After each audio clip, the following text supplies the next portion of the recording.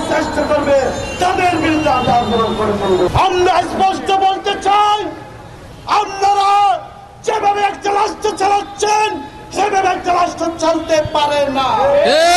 বিপ্লব পরবর্তী যেভাবে রাষ্ট্র চালানোর কথা, একটা রাষ্ট্র যেভাবে পরিচালিত হওয়ার কথা, এখন পর্যন্ত সে ধরনের আমরা চিহ্ন দেখতে পাচ্ছি না।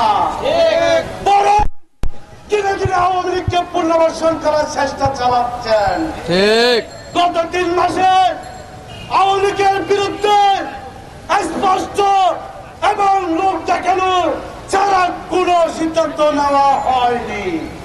যদি সিদ্ধান্ত নেওয়া হতো, গতকালকে আওয়ামী লীগ এখানে জটিকা মিছিল করার দুঃসাহস দেখাতে পারত না।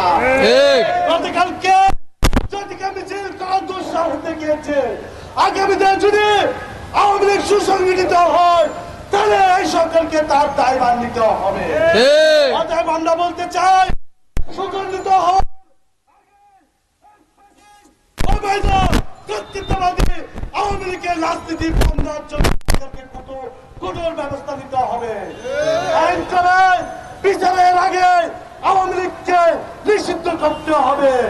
নিষিদ্ধের পর যারা দোষী তাদেরকে বিচারের আওতায় আনতে হবে। আমরা স্পষ্ট দেখতে পাচ্ছি সচিবালয়ে সচিব নিয়োগ হয় কয়েকজনের সুপারিশে, বিভিন্ন জায়গায় নিয়োগ হয়, অফিসে নিয়োগ হচ্ছে, নিয়োগ হচ্ছে বৈষম্য বিরোধী কয়েকজনের সুপারিশে। একটা রাষ্ট্র এভাবে তকবির দিয়ে চলতে পারে না। আমাদের বলতে চাই, এই সরকারকে বলতে চাই, আপনারা যারা সৎ, যোগ্য, মেধাবী এবং নিরপেক্ষ মানুষগুলিকে তাদের অবস্থানে বসান। নাহলে বিপ্লবী ছাত্র জনতা যে লক্ষ্য উদ্দেশ্যে এই আন্দোলন করেছিল, যারা রক্ত দিয়েছিল, তারা ত্যাগ স্বীকার করেছিল, তাদের বিপ্লব ব্যাহত হয়ে যাবে। আমাদের এক বিন্দু রক্ত থাকা অবস্থায় আমরা এই বিপ্লব ব্যাহত হতে দিব না। যারা আওয়ামী লীগের পুনর্বাসন করার চেষ্টা করবে তাদের বিরুদ্ধে আমরা আন্দোলন করে তুলব।